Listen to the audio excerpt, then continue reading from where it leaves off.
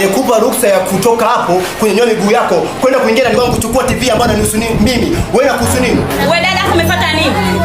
Na tulielewana nini? Wewe sister, nisikilizeni. Nisikilize kwa makini. Wewe umemkopesha mke wangu, umenikopesha mimi. Alafu dada nisikilize kwa makini. Nisikilize kwa makini. Mimi napambana au sio? Hamjui vitu vyangu ndani navipata kwa gharama zipi? Au vipi? Mnapokuja ndani kwangu kuchukua TV wakati mimi sihusiki na mkopo wenu. Nyinyi si mlimkopesha huyu? Si mlimkopesha huyu? Sasa mimi nahusiana nini na mikopo yenu? Dada, jiongea na mume wako. Na ujue sheria za mkopo zikoje? Nenda nyumbani kaongea na mume wako vizuri. Muelekeze vizuri.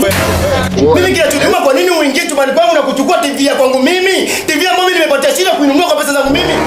Huyu ni mtu wa mtu. Nyie mfahamu. Ina maana kama nakopa mnashindwa kunishirikisha mimi mpaka mimi mwenye kwangu na kuchukua. Hivi wewe unataka nini? Mbona mnataka leo katika sehemu ya kazi? Nipe TV yangu mimi niondoke nyumbani. Kaka hapa hakuna TV. Hapo dada wewe. Sikiza mimi sio fara. Sio vizuri. Mimi sio fara. TV yako hii hapa kaka, TV hapa.